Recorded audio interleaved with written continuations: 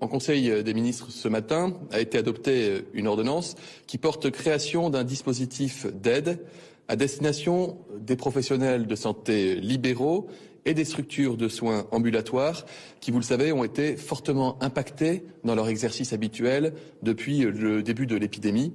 Certaines activités de médecine de ville ou, par exemple, pour les kinés ou encore les dentistes, s'est vu parfois réduite de l'ordre de 80 à 90%. Et une compensation a été élaborée en concertation avec ces professionnels de santé libéraux et l'assurance maladie, qui permet de couvrir notamment les charges de ces professionnels de manière à éviter toute fermeture d'activité et de permettre aux professionnels de reprendre très prochainement une activité normale dans les meilleures conditions. Par ailleurs, et conformément à l'avis unanime du comité de scientifiques, le projet de loi présenté ce matin en Conseil des ministres entend proroger l'état d'urgence sanitaire pour 2 mois jusqu'au 24 juillet. À l'unanimité, ce conseil scientifique a considéré que l'ensemble des dispositifs de lutte contre l'épidémie Covid-19, incluant ceux prévus par la loi sur l'état d'urgence sanitaire, reste nécessaire, évidemment, dans la situation sanitaire actuelle. Le retour d'expérience acquis à l'issue de 6 semaines de mise en œuvre nous a conduit à proposer certaines modifications ciblées de ce régime d'état d'urgence sanitaire, de manière notamment à conforter son cadre juridique. Mais c'est surtout la perspective de la levée progressive du confinement qui a amené à accélérer l'examen du présent projet de loi, compte tenu des adaptations législatives qu'il implique, et à prévoir un examen parlementaire compatible avec cette levée progressive du confinement à compter du 11 mai. Le déconfinement qui va s'opérer peu à peu, à partir du 11 mai, et la parole du gouvernement a été très claire sur ce point, et ce ne sera pas un pur, simple retour en arrière. Le Premier ministre l'a dit lui-même dans son allocution au Parlement mardi dernier, nous allons devoir vivre pour un temps avec le virus. Et si nous devions relâcher du jour au lendemain tous nos efforts à compter du 11 mai, il y aurait fort à parier que tous ces efforts, réalisés de manière admirable par les Français, auraient été vains. Il est donc indispensable de sécuriser, je le disais, d'élargir le cadre juridique de cet état d'urgence sanitaire pour y intégrer les enjeux du déconfinement.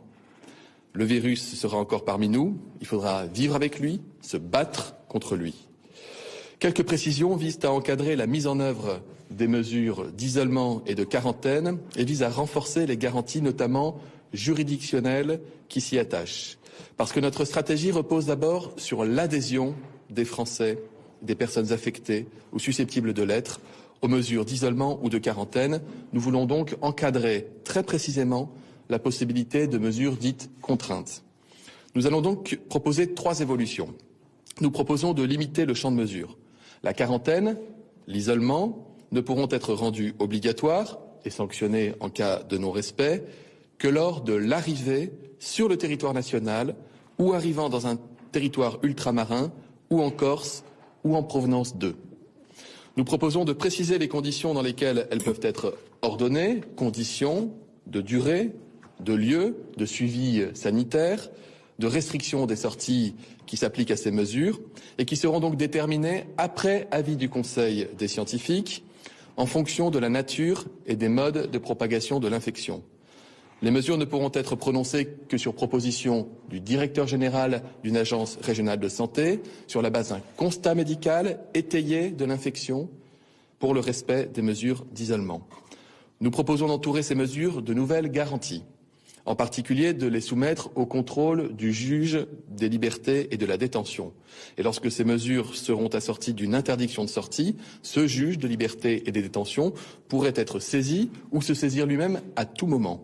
Il le serait dans tous les cas systématiquement après 14 jours de quarantaine ou d'isolement, et la durée totale de cette mesure, quelle que soit la situation, ne pourrait jamais dépasser 30 jours. L'autre cas envisagé qui concernait les personnes affectées par le Covid et qui refuseraient de manière réitérée des prescriptions médicales d'isolement prophylactique et qui créerait par son comportement un risque de contamination d'autres personnes. Cette autre situation n'a pas été retenue par le gouvernement. Vous le savez, nous faisons le choix, comme nous le faisons depuis le début du confinement, de la responsabilité des Français. Nous faisons confiance à l'esprit de responsabilité des Français, cet esprit qui a prévalu depuis plusieurs semaines et qui nous a permis de réduire de manière spectaculaire la circulation active du virus dans le territoire.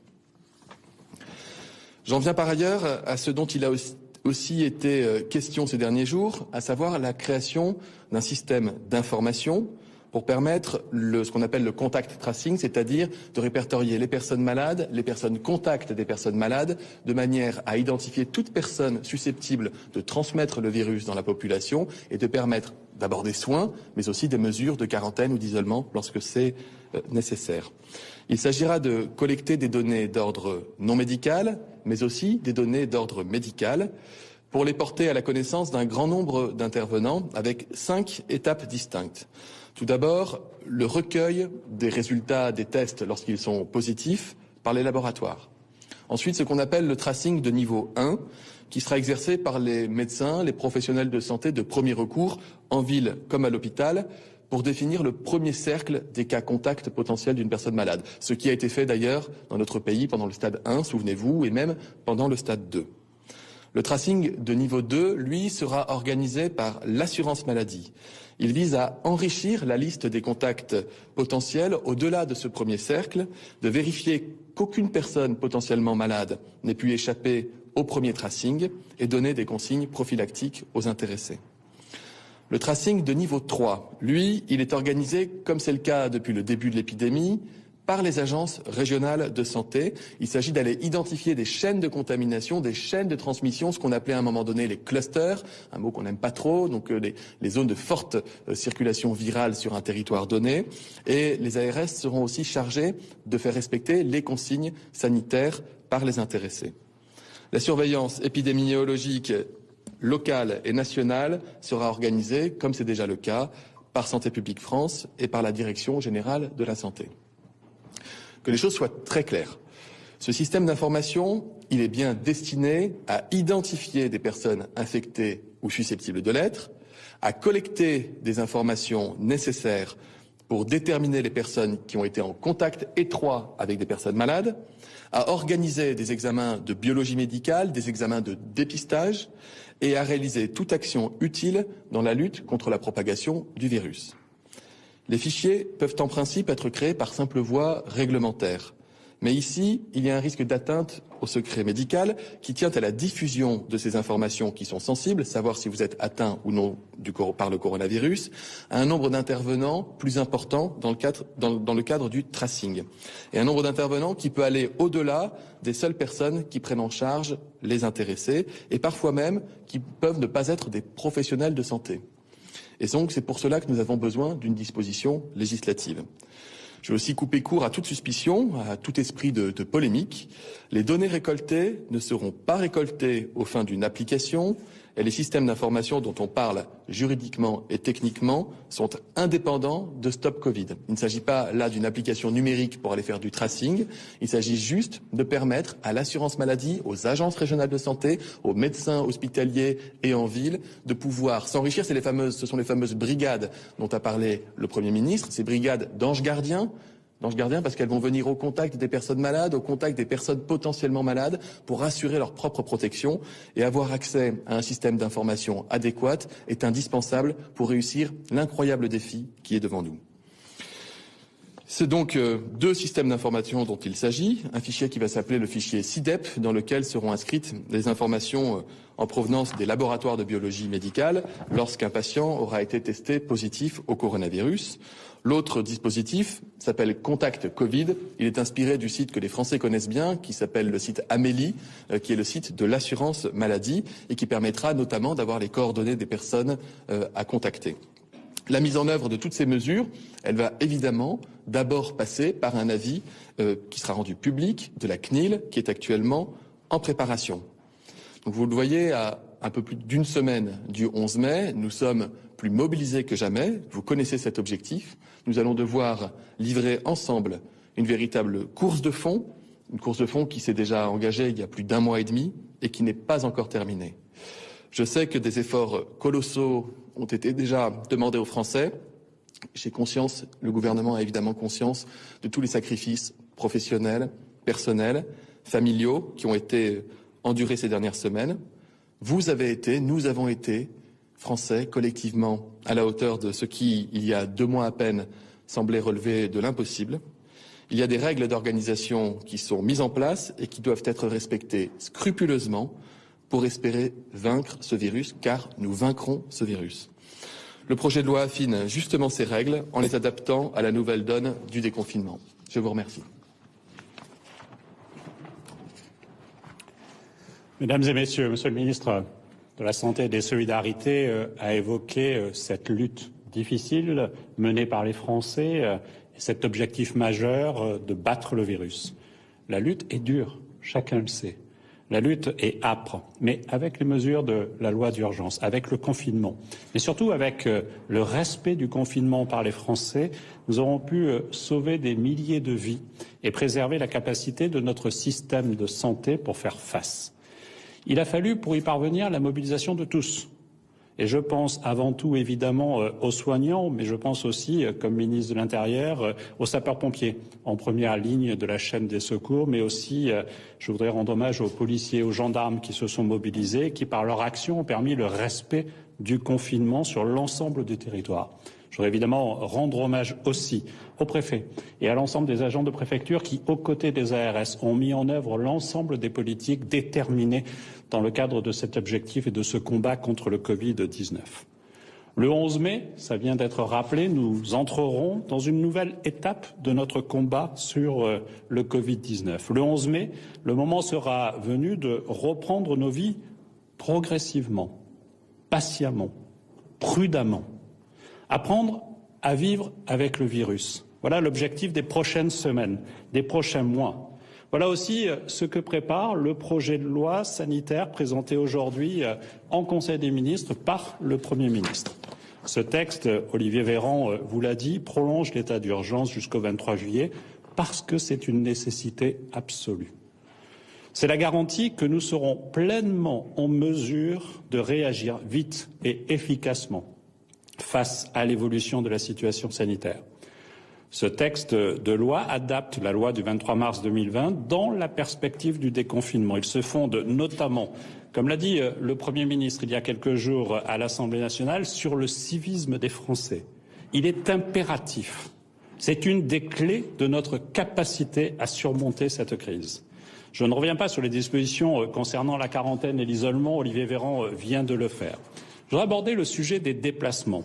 D'abord, le 11 mai, si les conditions sont réunies, la règle générale redeviendra la liberté de circulation et les Français n'auront plus à produire une attestation pour sortir dans la rue. Toutefois, attention, nous devons continuer au maximum à faire preuve de prudence et éviter la circulation du virus, notamment entre les territoires. Le texte permet donc au Premier ministre de prendre par décret des mesures pour réglementer la circulation des personnes ainsi que l'usage des moyens de transport. Il pourra s'agir de restrictions de déplacement et le Premier ministre a déjà annoncé la limitation des déplacements dans un rayon de 100 km autour du domicile, sauf évidemment motif professionnel ou motif familial impérieux. Il pourra également s'agir d'imposer des obligations particulières dans les transports. Je pense ici notamment au port du masque qui sera rendu obligatoire dans les transports en commun. Le deuxième apport de ce texte ouvre la voie vers une réouverture ordonnée et vigilante des commerces et plus largement de tous les lieux pouvant accueillir du public. Le 11 mai, en effet, beaucoup de commerces et de lieux publics, pas tous, là aussi le Premier ministre a donné d'autres échéances, rouvriront leurs portes. Mais nous ne pouvons pas envisager cette réouverture dans de mauvaises conditions. Et nous devons envisager cette réouverture avec le respect des gestes barrières et faire en sorte que le respect des gestes barrières soit garanti. Ils étaient notre meilleure protection contre l'épidémie pendant le confinement. Ils le resteront pendant le déconfinement. Grâce à ce projet de loi, nous sortons du choix binaire entre ouverture et fermeture. Il sera désormais possible d'assujettir l'ouverture d'un établissement à des conditions spécifiques, par exemple d'horaire ou de densité. Je pense notamment aux règles de distanciation physique nécessaires pour limiter ainsi au maximum la propagation du virus. Troisième avancée de ce texte, Il élargit la liste des personnes habilitées à constater les infractions aux règles de l'état d'urgence sanitaire. Depuis quelques semaines, policiers et gendarmes ont reçu l'appui décisif des polices municipales pour faire respecter le confinement. Et je voudrais les saluer. Je veux rendre hommage plus largement à tous les maires qui ont accompli un travail acharné pour leur commune, pour leurs habitants. Ils ont été, sont et seront encore à l'avenir des alliés précieux de notre lutte collective contre le Covid. Désormais, grâce à ce projet de loi, les adjoints de sécurité, les gendarmes adjoints volontaires, les réservistes de la police et de la gendarmerie nationale, ainsi que, et c'est important, les agents de sécurité assermentés dans les transports, mais aussi les agents des services d'instruction de l'autorité de la concurrence pour les commerces, pourront constater le non-respect des règles de l'état d'urgence sanitaire et le sanctionner. C'est un apport considérable. C'est une marque de confiance. C'est nous donner toutes les chances pour que le déconfinement se déroule dans les meilleures conditions de sécurité sanitaire possibles. Mais si certains contrôles seront encore nécessaires, je veux dire, comme le soulignait le Premier ministre mardi, que nous comptons sur le civisme des Français et l'esprit de responsabilité. C'est grâce à ce civisme et cet esprit de responsabilité que le confinement a été possible. C'est grâce à eux aussi que le déconfinement sera possible. Ils seront déterminants encore après le 11 mai pour éviter la reprise de l'épidémie. Notre civisme collectif, c'est notre survie collective. Je vous ai fait part ici de 3 axes majeurs de ce projet de loi. Je dirais qu'il nous offre des garanties nécessaires pour un déconfinement progressif, prudent, mais confiant. Il nous donne toutes les cartes pour avancer sereinement et nous adapter en fonction de l'évolution de la situation sanitaire. Mesdames et messieurs, mardi, à une très large majorité, l'Assemblée nationale a adopté la stratégie de déconfinement présentée par le gouvernement. Ce texte, c'est le passage à l'acte. C'est la première pierre vers le retour à nos quotidiens. C'est la garantie d'un déconfinement vigilant. C'est protéger les Français toujours et c'est, comme l'a rappelé Olivier Véran, apprendre à vivre avec le virus. Je vous remercie. Bonjour, Éléonore Paillereau pour TF1 LCI. Je vais me faire le relais des questions de mes consoeurs et de mes confrères. Mais j'ai d'abord une question pour vous, Monsieur le ministre de la Santé, Olivier Véran. Une question en collaboration avec Anja Nussbaum de Bloomberg et de Karine Bécard de France Inter concernant la mise en place de ce système d'information pour lutter contre l'épidémie que certains considèrent comme un fichage des malades.